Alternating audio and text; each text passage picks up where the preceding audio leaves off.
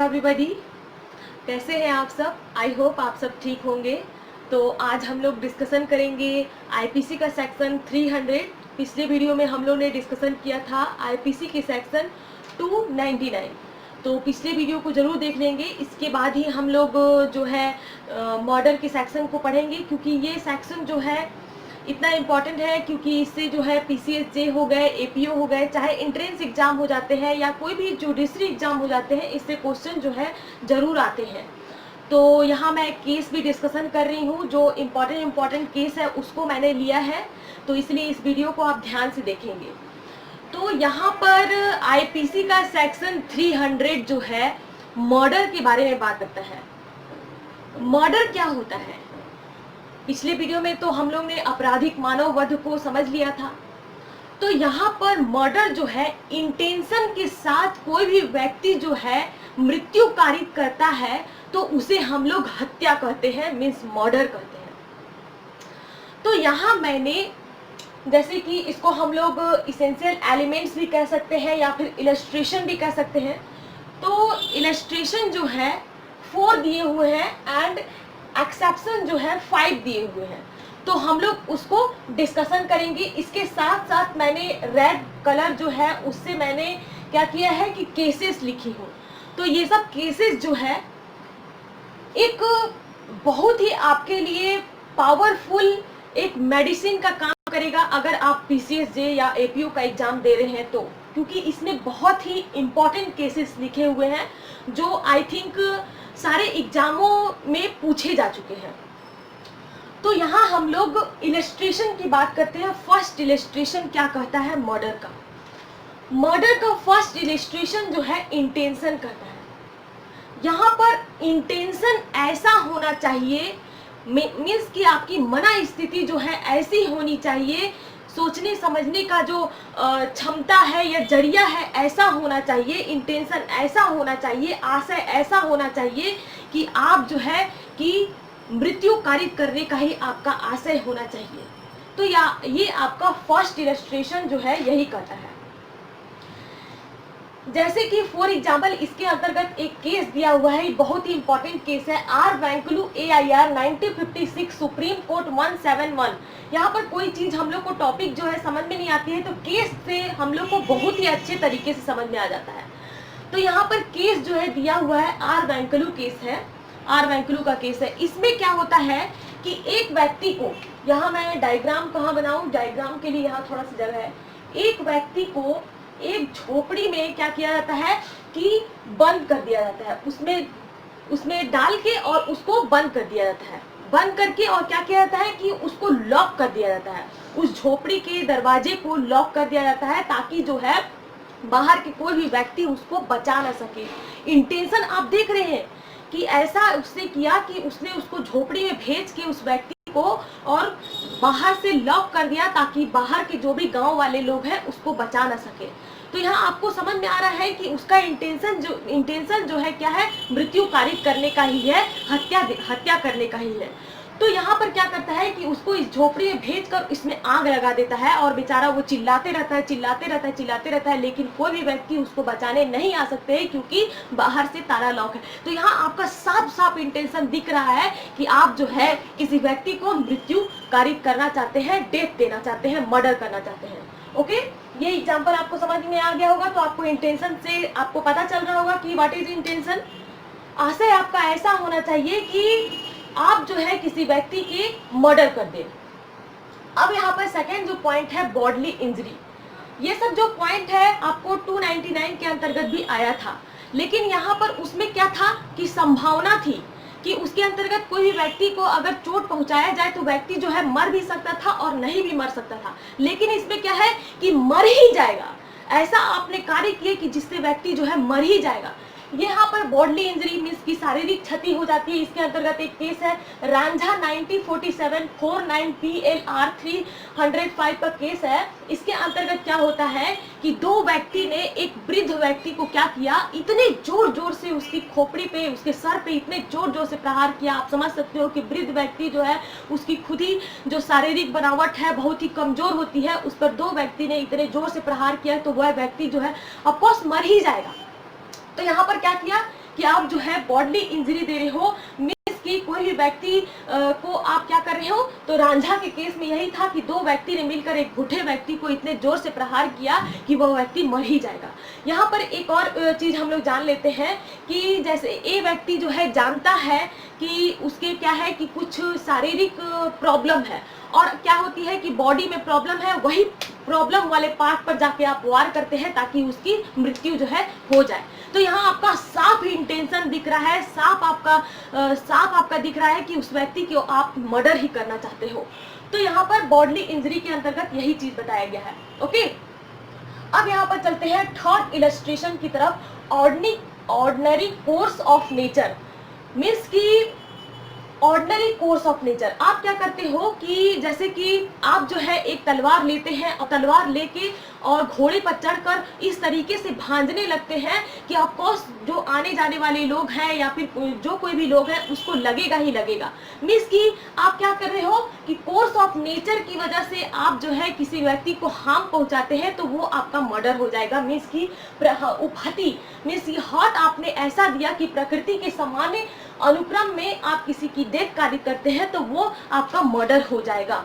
Okay, अब यहाँ पर फोर्थ इलस्ट्रेशन को हम लोग समझते हैं। इमिनेंटली डेंजरस मीन्स होता है कि जैसे कि आप क्या कर रहे हो कि भरी हुई भीड़ में आप क्या कर रहे हो कि जैसे कि कोई मेला लगा हुआ है या फिर भरा हुआ भीड़ है या फिर बच्चे लोगों का जो स्कूल है उससे बच्चे निकल रहे हैं, स्कूल से छुट्टी हो गई है, बच्चे लोग निकल रहे हैं और आप क्या करते हो कि एक तोप चला देते हो। तो यहाँ पर आपका इंटेंशन नहीं देखा जाएगा कि आपका क्या इंटेंशन था।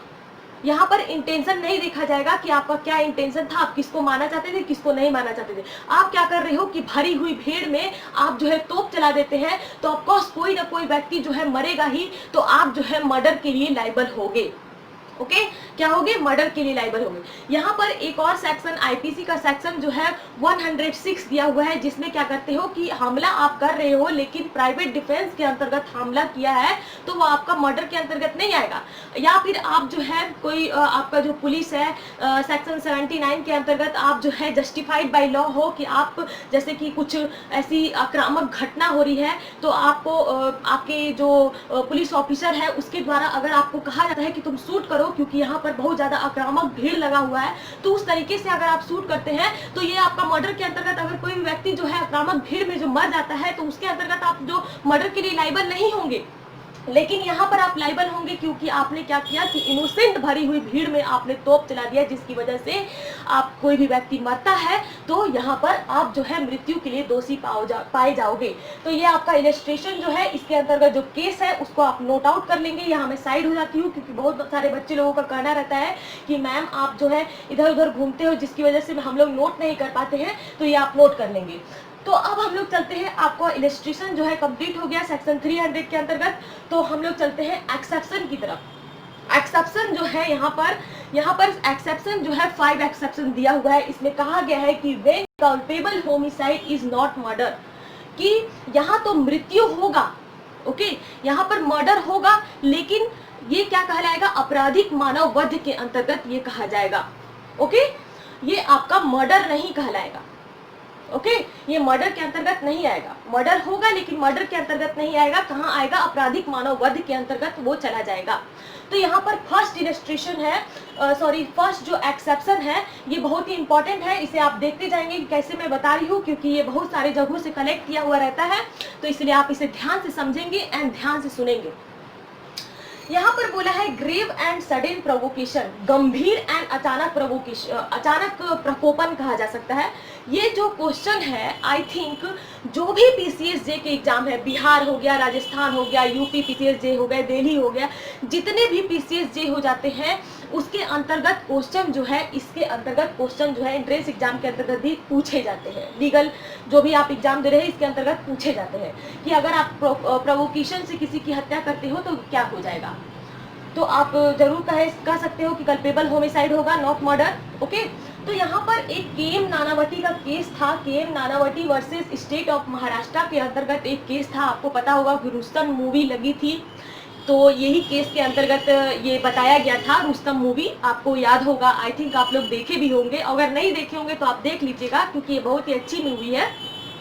तो अगर आप नहीं देखे होंगे तो इसको मैं बता देना चाहूंगी। एयर फोर्स में कुछ फोर्स में वो क्या था, नेवी था। ओके, नेवी था और उसकी वाइफ जो है क्या थी कि उसकी वाइफ को छोड़कर वो 6 मंथ, आई थिंक आप जानते होंगे कि नेवी के अंतर्गत कोई भी व्यक्ति जो है, नेवी के अंतर्गत जो है कोई भी व्यक्ति जाता है तो वो 6 मंथ या 7 मंथ के बाद वापिस आता है।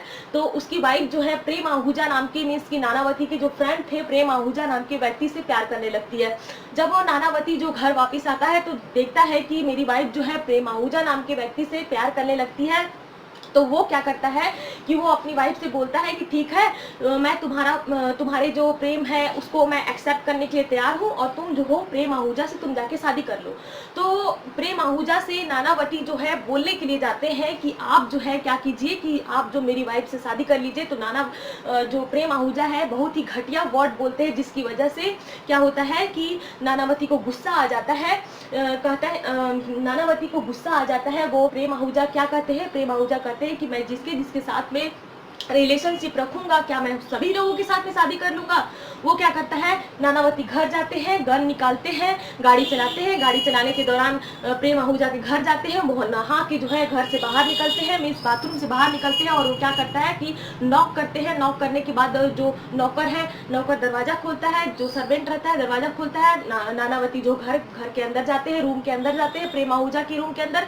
और प्रेम आहूजा के रूम के अंदर जाते हैं और देखते हैं कि प्रेम आहूजा जो है नहा रहे होते हैं, बातिंग कर रहे होते हैं। और उसके बाद जब नहा के वापस आते हैं तो उनसे बोलते हैं कि फिर उनसे ना तो कुछ बोलते हैं और ना ही कुछ कहते हैं। वो क्या कहते हैं, गन निकालते हैं और उसको क्या कर देते हैं, शूट कर देते हैं। और शूट करते हैं और प्रेम आहूजा जो है वहीं का वहीं मर जाता है। तो यहाँ पर कोर्ट के द्वारा क्या कहा गया, केएम नानावती के वकील जो थे कहे कि ये क्या था, ग्रेव एंड सडन प्रोवोकेशन था। बट यहाँ पर मैंने आपको इतनी कहानी बताई तो आपको यहाँ पर पता चल रहा होगा कि ये गंभीर एंड अचानक प्रकोपन नहीं था। क्या था, क्या नहीं था, गंभीर एंड अचानक प्रकोपन नहीं था। अचानक प्रकोपन रहता तो वहाँ क्या होता, फाइट होती, फिर फाइट होने के कारण अगर मृत्यु हो जाती तो वो गंभीर एंड अचानक प्रकोपन होता है। यहाँ पर आपने क्या किया, घर से गन लेके गए, गन ले जाकर उसके बाद में आप जो है गोली भरा। गोली के बाद क्या किए कि आपने घर गए, उसके घर से जाके सर्वेंट ने दरवाजा खोला, इसके बाद में जाके आप उसके रूम में गए, रूम में जाके उसको शूट कर देते हैं। तो ये आपका गंभीर एंड अचानक प्रकोपन नहीं होगा, क्या होगा, ये मर्डर होगा, ये आपका मर्डर होगा। तो यहाँ पर ग्रेव एंड सडन प्रोवोकेशन के अंतर्गत एक्सेप्शन जो है फर्स्ट है वॉलंटरीली प्रोवोकेशन। इसके अंतर्गत एक एग्जांपल के थ्रू समझते हैं। ए जो है बी को मारने जाता है, इतना गुस्सा उसे आता है कि वो क्या करता है, बी को ना मार के उसके बी के जो बेटा है, बी का जो बेटा है, बी का जो शिशु है सी, उसको मार देता है। तो ये आपका, अगर ए जो है इसके बी के शिशु को मारता है, मीन्स बच्चे को मारता है, तो वो मृत्यु के अंतर्गत आ जाएगा, न कि कल्पेबल होमिसाइड के अंतर्गत आएगा। एंड पब्लिक सर्वेंट मीन्स की ए क्या करता है, एक पब्लिक सर्वेंट रहता है, बी को गिरफ्तार करने के लिए जाता है कि तुम जो हो इस क्राइम के लिए दोषी हो, चलो तुम मेरे साथ में, क्योंकि तुम जो हो इस क्राइम के लिए पनिशेबल हो, तुम्हें चलना होगा मेरे साथ। बी को इतना गुस्सा आता है कि वो क्या करता है कि पब्लिक सर्वेंट की हत्या कर देता है। तो यहाँ पर पब्लिक सर्वेंट की जब हत्या करता है तो ये क्या हो जाएगा, मर्डर के अंतर्गत वो आ जाएगा, न कि आपका कल्पेबल होमिसाइड के अंतर्गत। एंड आपका एक्सेप्शन जो है थर्ड है प्राइवेट डिफेंस। जैसे कि ए क्या करता है, बी के घर में चोरी करने के लिए जाता है, रात का समय रहता है, ए बी के घर में चोरी करने के लिए जा रहा होता है। और क्या होता है कि बी जो है अचानक से उठ जाता है, देखता है कि कोई व्यक्ति जो है हमारे घर में खटर पटर कर रहा है। आप जानते हो किसी घर में चोरी होती है तो आप जानते हो कि लोग जो है इधर उधर सामान बिखराना शुरू कर देते हैं।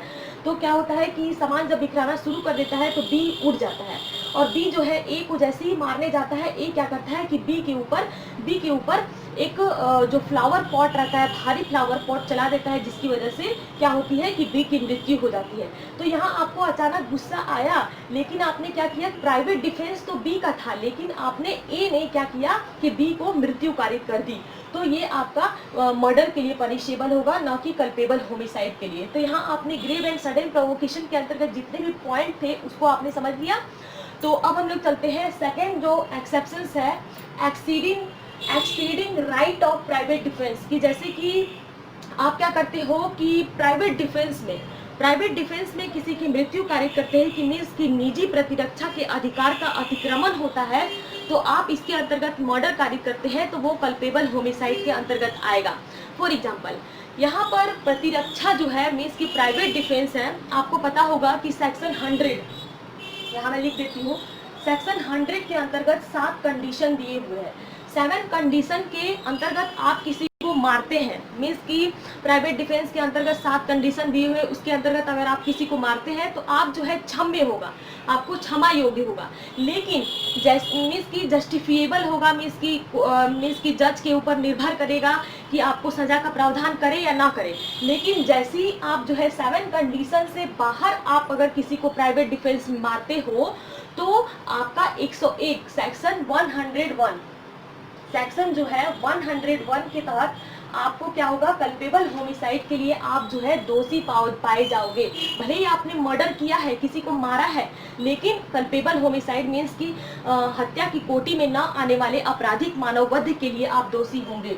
एंड थर्ड आपका एक्सेप्शंस है exceeding of power of public servant. Means की पब्लिक सर्वेंट जो है, जैसे कि फॉर एग्जाम्पल कि सीआरपीसी के सेक्शन 46 क्लॉज 3 के अंतर्गत बताया गया है कि पब्लिक सर्वेंट जो है क्या करेगा कि जैसे कि कोई भी व्यक्ति जो है death penalty and life imprisonment के लिए सजा है उसको, तो वो व्यक्ति जो है एनकाउंटर करके कोई भी व्यक्ति को है मार सकता है। लेकिन कैसी सजा होनी चाहिए उसके ऊपर, जैसे कि रेप हो गया, आपको पता है कि रेप के लिए लाइफ इम्प्रिजनमेंट की सजा है, डेथ का प्रावधान है, या फिर कह सकते हैं किसी की हत्या किया है तो उसके लिए लाइफ इम्प्रिजनमेंट एंड आपका डेथ पेनाल्टी का प्रावधान है। तो यहाँ पर अगर आपने पब्लिक सर्वेंट होते हुए अगर आपने इस तरीके से मृत्यु कारित की है, तो वो आपका कल्पेबल होमिसाइड के अंतर्गत आएगा।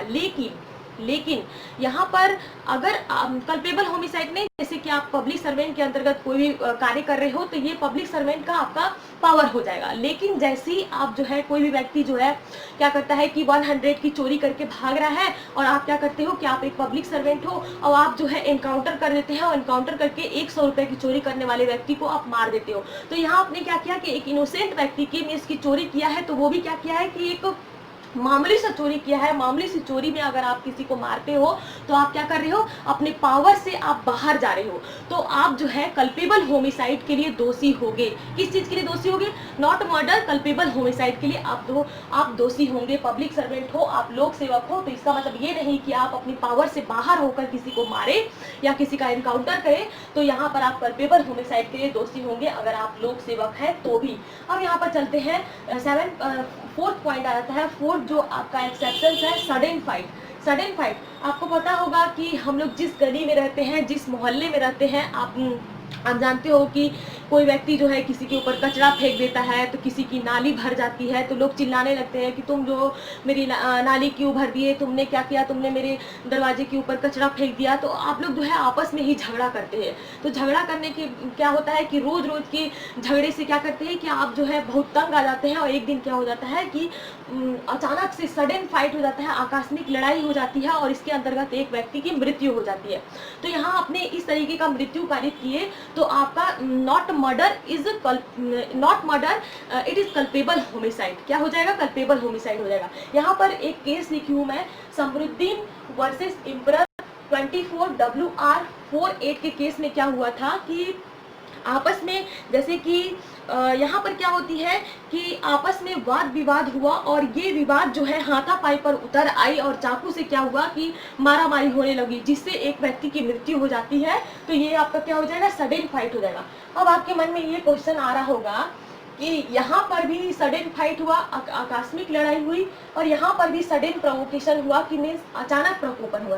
तो इसके अंतर्गत क्या डिफरेंसेस है, इसके अंतर्गत एक दो यहाँ पर डिफरेंसेस मैं आपको बता देती हूँ, क्योंकि इतना डीपली कोई नहीं बताता है, तो यहाँ मैं आपको बहुत ही डीपली एक चीज़ बताना चाहती हूँ। यहाँ पर बोला गया है कि सडन फाइट के अंतर्गत मनुष्य की तर्क शक्ति कमजोर हो जाती है, मीन्स की सोचने समझने की शक्ति जो है कमजोर हो जाती है, और वो क्या करता है कि कोई भी चाकू निकालता है और सामने आने वाले जो भी बंदा है उसको मार काट देता है। यहाँ पर मनोयोग की इतनी उत्तेजना होती है कि कोई भी व्यक्ति सामने आता है और उसको मार देता है। यहाँ पर मनोयोग की उत्तेजना, यहाँ पर मैं लिख देती हूँ, मनोयोग की उत्तेजना, मनोयोग की इतनी उत्तेजना होती है कि कोई भी सामने वाला व्यक्ति आता है उसको हम लोग मार देते हैं। और इसके अंतर्गत क्या बताया गया है, ग्रेव एंड सडन प्रोवोकेशन के अंतर्गत बताया गया है कि इसके अंतर्गत क्या होता है कि आप जो है इतने, आप जो है आपकी तर्क शक्ति जो है कमजोर हो जाती है, सोचने समझने की शक्ति जो है कमजोर हो जाती है, और आप क्या करते हो, इतने गुस्से में आ जाते हैं कि किसी भी व्यक्ति की मृत्यु कारित कर देते हैं। तो ये आपका जैसे कि इसमें कहा जाएगा कि आत्मनियंत्रण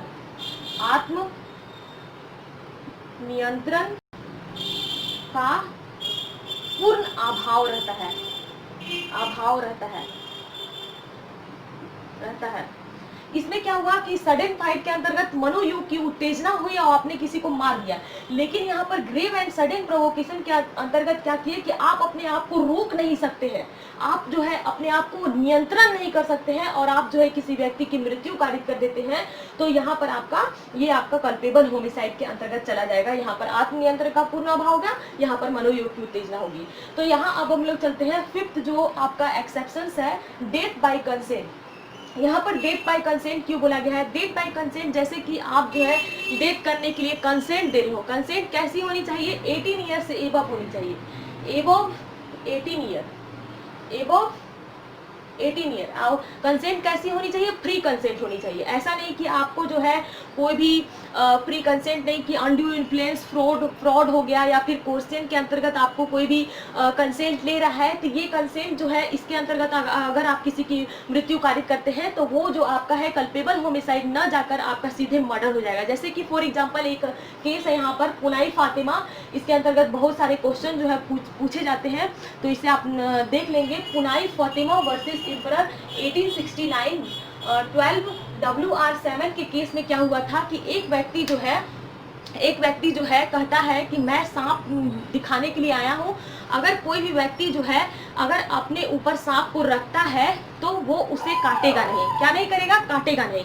और वो क्या करता है कि जो भी सांप को कोई भी व्यक्ति जो है सपेरा कहता है कि जो भी इस सांप से कटवाएगा उसे विष नहीं लगेगा। और एक व्यक्ति जो है वहाँ पे आप जानते हो कि सपेरा जब आता है तो दर्शक लोग वहाँ देखने लगते हैं, और दर्शक जब देखने लगते हैं तो उसने सोचा कि एक व्यक्ति ने, उसमें जो ऑडियंस था उसने सोचा क्यों ना मैं अपने ऊपर रखवा लूँ, तो क्योंकि वो तो मुझे काटेगा नहीं। तो उसने क्या किया कि सांप को अपने ऊपर रखवा लेता है, मीन्स की रखने के लिए कह देता है। जैसे ही उसके ऊपर सांप रखता है वो हिलता है, मीन्स की उसे गुदगुदी आने लगती है, हिलता है, तो वो व्यक्ति को क्या करता है कि सांप जो है काट देता है। तो यहाँ पर पिछले वीडियो में मैंने बताई थी कि सपेरा जो है, सपेरा ने क्या किया कि सपेरा ने सांप रखा, लेकिन उसका जो कंसेंट था उसने कंसेंट जो है नहीं लिया था। यहाँ पर इसने कंसेंट लिया है, लेकिन कंसेंट किस तरीके का लिया है, किस तरीके का कंसेंट लिया है, कंसेंट जो लिया है अनड्यू इन्फ्लुएंस में लिया है, मीन्स कि आपने फ्री कंसेंट नहीं लिया है, किसी को आपने बुड़बक बना के, मीन्स कि कोई भी सांप किसी के ऊपर रखेगा तो ऑफकोर्स कोई भी व्यक्ति को काटेगा ही काटेगा।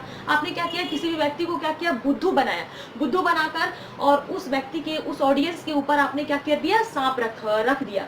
तो इसकी वजह से उस व्यक्ति को है क्या करता है कि सांप जो है काट देता है, और वो व्यक्ति जो है, यहाँ पर अगर आप जो है कंसेंट लेकर किसी की मृत्यु कारित कर रहे हैं तो यहाँ पर आपने किस तरीके का कंसेंट लिया, फ्रॉड का कंसेंट लिया, अनड्यू इन्फ्लुएंस का कंसेंट लिया। तो यहाँ आपने अगर किसी की मृत्यु कारित की है तो ना तो आप कल्पेबल होमिसाइड के अंतर्गत दोषी होंगे, बल्कि किस चीज़ के लिए दोषी होंगे, आप किस चीज़ के लिए दोषी होंगे, मर्डर के लिए दोषी होंगे। अब यहाँ पर एक क्वेश्चन आ जाता है कि तो मैम किस तरीके के लिए कंसेंट देना जो है कल्पेबल होमिसाइड के अंतर्गत आ जाता है।